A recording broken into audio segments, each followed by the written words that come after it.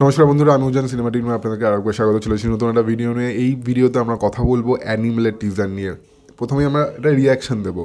রিয়াকশানটা আমি কী দেবো, মানে আমি কি বলবো, এই টিজারটা না মানে পুরো সিনেমাটাকে আমাদের কাছে বুঝিয়ে দিয়েছে যে এই তুমি সিনেমাটা দেখবে, তোমাকে দেখতে হবে, এই টিজারটা এটাই বলছে। মানে জাস্ট অসম, মানে জাস্ট মানে এইখান থেকে হাইপটাকে এখানে ক্রিয়েট করে দিচ্ছে জাস্ট টিজারটা। প্রি টিজারটা অসম ছিল, তারপরে প্রি টিজারের ভ্যালুতে টিজারটা একদম পারফেক্টলি ম্যাচ করছে। কি মানে সব কটা দিক ভালো লাগছে, মানে আমার যে কটা দিক বলুন, মানে ইচ অ্যান্ড এভরি জায়গায় মানে সন্দীপ রেড্ডি ভাঙ্গা না মানে মন জিতে নিয়েছে আরেকবার। তো প্রথমেই বলে নিই, কিছু কিছু পয়েন্ট নিয়ে কথা বলে প্রথমেই বলি যে এই সিনেমাটা না কোনো মানে কী বলবো মাস্ট মাসানো মুভি নয়। এটা একদম পিওর একটা গ্যাংস্টার ড্রামা হতে যাচ্ছে। এখানে অ্যাকশান অবভিয়াসলি থাকবে এবং সেটা খুব ব্রুটাল অ্যাকশান থাকবে, কিন্তু এটা কোনো মশালা মুভি হবে না।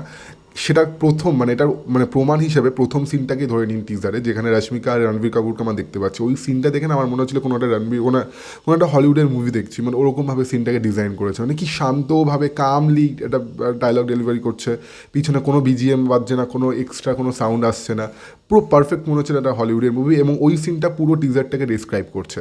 এবং এখানে আমরা একটা বাবা ছেলেটা বিষয় দেখতে পাচ্ছি, যেখানে আমরা বাবার রোলে দেখতে পাচ্ছি অনিল কাপুরকে। এবং এখানে অনিল কাপুরের সাথে রণবীর কাপুরের অনেক টাইপের সম্পর্ক বিষয়টা উঠে আসছে। এখনও ক্লিয়ার নয়, এখানে হতে পারে যে মানে অনিল কাপুর নিজেও একজন গ্যাংস্টার, সে তার ছেলেকে ট্রেন করেছে, আবার নাও হতে পারে হয়তো অনিল কাপুর এত বেশি স্ট্রিক্ট যে তার ছেলে গ্যাংস্টার হয়ে গেছে এরকম কিছুভাবে। তো অনেক ধরনের থিওরি উঠে আসতে পারে, বাট আমি এখানে এখনও শিওর নয়। এছাড়াও আমরা ববি দেওয়ালকে দেখতে পাচ্ছি। সবকটা নিয়ে কথা বলবো। অ্যাক্টিং লেভেলে যদি কথা বলি, এই সিনেমাটায় আরও একবার রণবীর কাপুর ছেয়ে যাবে, মানে জাস্ট ফাটিয়ে দেবে। আমি বলে দিচ্ছি আপনাকে কী লেভেলের পারফরমেন্স দেবে, আপনারা জাস্ট হলে গিয়ে দেখবেন। এছাড়াও রণবীর কাপুরকে ছাপিয়ে যেতে পারে আরও একজন, যার নাম না বললে নয়, সে হচ্ছে লর্ড ববি দেওয়াল। মানে লাস্টে আমি জাস্ট পুরো টিজারে দেখতে দেখতে মানে জাস্ট বলছিলাম মনে মনে যে ববি দেওয়ালকে দেখাবে না, ববি দেওয়ালকে দেখাবে না। লাস্টে গিয়ে দেখিয়ে দিল ভাই।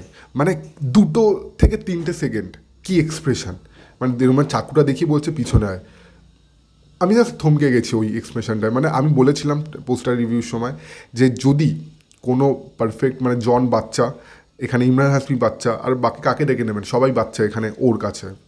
এই ভিলেন হিসাবে আমার মতে বেস্ট ভিলেন বলিউডের ববি দেওয়াল হতে যাচ্ছে। মানে লর্ড ববি দেওয়াল কী অ্যাক্টিং করেছে ওই জায়গাটা, কী অ্যাক্টিং।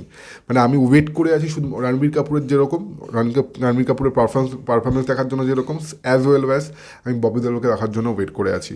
এখানে যদি আরও একজন ভিলেনকে দেখতে পাচ্ছি আমরা, একইভাবে ভিলেনের চরিত্রে আরও একজনকে দেখতে পাচ্ছি, তার নামটা আমি ভুলে যাচ্ছি, মুখ চেনা আমার।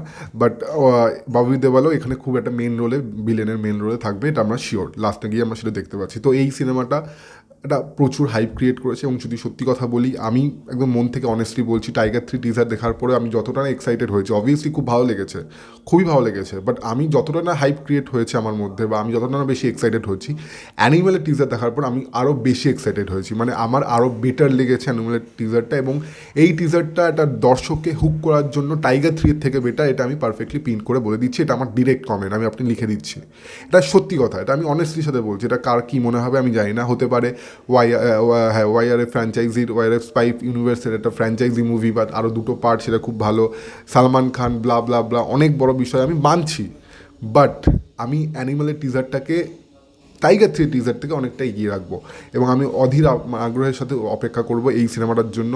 আমি লিখে দিচ্ছি বন্ধুরা, এই সিনেমাটা মিনিমাম 500 আপ কারোর মানে করবেই, মানে বক্স অফিসে ধামাকা দেবেই এই সিনেমাটা, মানুষ দেখবেই। এবং এখনও ট্রেলার বাকি আছে, এখনও অনেক কিছু বাকি আছে, অনেক গল্প রিভিল বাকি আছে, অনেক কিছু বাকি আছে, কিছু কিছু পোর্শন রিভিল করবে কীরকম হতে যায় না হতে যায়। যদি ধীরিয়ে না দেয় এই সিনেমাটা বক্স অফিসে 500 কোটি উপরে যাবেই, আমি বলে দিচ্ছি। তো এটাই ছিল আমার রিয়াকশন বন্ধুরা। আর হ্যাঁ, আরেকটা বিষয়, আমি আজকে একটুখানি ট্যুরে যাচ্ছি, ফ্যামিলি ট্রিপে যাচ্ছি, মাঝখানে হয়তো একটুখানি ডিস্টারবেন্স আসতে পারে ভিডিওর জন্য, হয়তো লেট আসতে পারে, আমি লেটই ভিডিও করি, আর কি বলবো আমি।